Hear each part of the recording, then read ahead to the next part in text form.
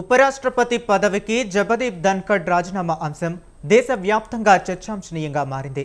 అనారోగ్య కారణాలతో రిజైన్ చేసినట్లు ప్రకటించిన రాజీనామా వెనుక మరేదో కారణం ఉండొచ్చని పొలిటికల్ సర్కిల్స్లో చర్చ జరుగుతుంది.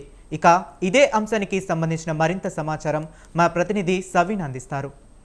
ఉపరాష్ట్రపతి పదవికి జగదీప్ ధన్కర్ రాజీనామా చేయడం దేశవ్యాప్తంగా చర్చనీయాంశంగా మారింది. ముఖ్యంగా తన రాజీనామా లేఖను భారత రాష్ట్రపతి ద్రౌపది ముర్ముకు పంపించారు. పార్లమెంటు వర్షాకాల సమావేశాలు జరుగుతున్న సమయంలోనే జగదీప్ ధన్కర్ ఉపరాష్ట్రపతి పదవికి రాజీనామా చేయడం చర్చనీయాంశంగా మారింది. రాజకీయ వర్గాల్లో ఇది హాట్ టాపిక్గా మారిందని చెప్పుకోవచ్చు. ముఖ్యంగా 2022 జూలై 16న జరిగినటువంటి జూలై 16న ఎన్డీఏ అభ్యర్థిగా జగదీప్ ధన్కర్ ఉపరాష్ట్రపతి పదవికి నామినేట్ చేసింది. యూపీ అభ్యర్థిగా పోటీ చేసినటువంటి మార్గరెట్ అల్వాపై 346 ఓట్ల తేడాతో జగదీప్ ధన్కర్ గెలుపొంది భారత ఉపరాష్ట్రపతి పదవిని చేపట్టారు. ముఖ్యంగా ఉపరాష్ట్రపతి పదవిలో కొనసాగుతూ రాజీనామా చేసినటువంటి మూడో వ్యక్తిగా జగదీప్ ధన్కర్ నిలిచారు.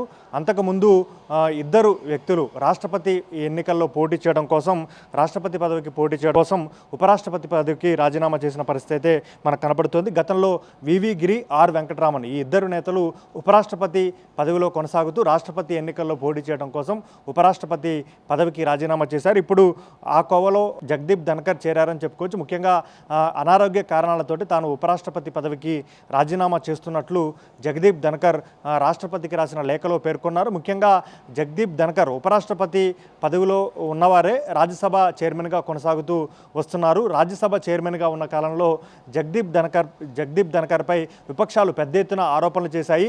అధికార పక్షానికి అనుకూలంగా వ్యవహరించడంతో పాటు రాజ్యసభలో విపక్ష సభ్యులు ఆందోళన చేసినప్పుడు, అదేవిధంగా ప్రభుత్వాన్ని చర్చకు కొన్ని అంశాల్లో చర్చ చేపట్టాలంటూ ప్రభుత్వాన్ని నిలదీసే క్రమంలో విపక్షాలపై పెద్ద ఎత్తున జగదీప్ ధన్కర్ రాజ్యసభ చైర్మన్ చైర్లో ఉండి ఆరోపణలు చేశారు. దీంతో ఒకానొక సందర్భంలో రాజ్యసభ చైర్మన్ పదవి నుంచి జగదీప్ ధన్కర్ను దించే విషయంపై అభిశంసన తీర్మానాన్ని పెట్టాలని కూడా చూశాయి. దీంతో రాజ్యసభ డిప్యూటీ చైర్మన్గా ఉన్నటువంటి హరివంశ్ నారాయణ్ సింగ్ అడ్డుకోవడంతో విపక్షాలు జగదీప్ ధన్కర్పై అభిశంసన తీర్మానాన్ని పెట్టే అంశాన్ని ఉపసంహరించుకున్నాయని చెప్పుకోవచ్చు. ముఖ్యంగా తన పదవీ కాలం 2027 వరకు ఉన్నప్పటికీ 2 సంవత్సరాల ముందే జగదీప్ ధన్కర్ ఉపరాష్ట్రపతి పదవికి రాజీనామా చేయడం మాత్రం రాజకీయ వర్గాల్లో చర్చకు దారితీసినట్లుగా మనం చెప్పుకోవచ్చు. ముఖ్యంగా ఉపరాష్ట్రపతి పదవికి రాజీనామా చేసే క్రమంలో ఆయన భారత రాష్ట్రపతి ద్రౌపది ముర్ము, అదేవిధంగా ప్రధానమంత్రి నరేంద్ర మోడీ, తనకు ఎన్ని రోజులు సహకరించినటువంటి కేంద్ర మంత్రిమండలి, రాజ్యసభ సభ్యులకు ధన్యవాదాలు తెలియజేశారు. రాజస్థాన్ రాష్ట్రానికి చెందిన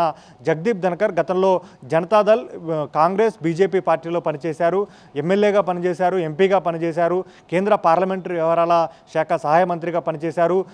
ఉపరాష్ట్రపతి పదవి చేపట్టే కంటే ముందు బెంగాల్ గవర్నర్గా కూడా జగదీప్ ధన్కర్ పనిచేశారు. బెంగాల్ గవర్నర్గా పనిచేస్తున్న సమయంలోనే అతను ఎన్డీఏ కూటమి ఉపరాష్ట్రపతి పదవికి నామినేట్ చేసింది. దీంతో ఆయన ఉపరాష్ట్రపతి పదవికి పోటీ చేసి ఆయన ఉపరాష్ట్రపతిగా ఎన్నికయ్యారని చెప్పుకోవచ్చు. తాజాగా పార్లమెంటు వర్షాకాల సమావేశాలు జరుగుతున్న సమయంలోనే ఉపరాష్ట్రపతి పదవికి జగదీప్ ధన్కర్ రాజీనామా చేయడంతో రాష్ట్రపతి రాజీనామాను ఆమోదించాల్సి ఉంటుంది. ఆమోదించిన తర్వాత కేంద్ర ఎన్నికల సంఘం షెడ్యూల్ విడుదల చేస్తుంది. ఉపరాష్ట్రపతికి భారత లోక్సభ సభ్యులు, రాజ్యసభ సభ్యులు ఓట్లు వేస్తారు. ప్రస్తుతం ఉన్నటువంటి సంఖ్యాబలం ప్రకారం కేంద్రంలో సంకీర్ణ ప్రభుత్వం నడుస్తున్నప్పటికీ మిత్రపక్షాల మద్దతుతో మరోసారి భారత ఉపరాష్ట్రపతి పదవి ఎన్డీఏ కూటమికి దక్కే అవకాశం మాత్రం మనకు కనపడుతుంది. ముఖ్యంగా ఉపరాష్ట్రపతి పదవి ఖాళీ అయిన సందర్భంలో 6 నెలల్లోపు ఎన్నికలు జరగాలి. 68(1) ప్రకారం ఎలక్షన్ కమిషన్ ప్రత్యేక షెడ్యూల్ను విడుదల చేస్తుంది. ఉపరాష్ట్రపతి పదవీ కాలం 5 సంవత్సరాలు ఉంటుంది. కొత్తగా జగదీప్ ధన్కర్ రాజీనామా చేశారు కాబట్టి కొత్తగా ఎన్నికయ్యే వ్యక్తి కూడా 5 ఏళ్ల పాటు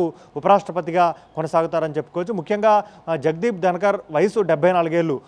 ముఖ్యంగా ఎన్డీఏ కూటమి అధికారంలోకి వచ్చిన తర్వాత ఎన్డీఏలో పదవి చేపట్టే వాళ్ళు 75 ఏళ్ల వయసు మించిన తర్వాత పదవి చేపట్టకూడదనే నిబంధన గతంలో బీజేపీ కావచ్చు, ఎన్డీఏ కూటమి నిబంధనలో ఉంది. కాబట్టి ఆ వయసు రీత్యానే జగదీప్ ధన్కర్ రాజీనామా చేశారా, లేకపోతే గతంలో ఆయనకు ఉన్నటువంటి అనారోగ్య సమస్యల దృష్ట్యా తన ఆరోగ్యాన్ని కాపాడుకోవడం కోసమే నేను రాజీనామా చేస్తున్నానంటూ ఆయన రాష్ట్రపతికి రాసిన లేఖలో పేర్కొన్నారు. కాబట్టి అందులో భాగంగానే అనారోగ్య సమస్యలతోటే జగదీప్ ధన్కర్ రాజీనామా చేశారని అనేది కూడా మనకు పూర్తి స్థాయిలో తెలియాల్సి ఉంది. ఏది ఏమైనప్పటికీ ఉపరాష్ట్ర పదవి చేపడుతూ రాజీనామా చేసిన మూడో వ్యక్తిగా జగదీప్ ధన్కర్ నిలిచారు.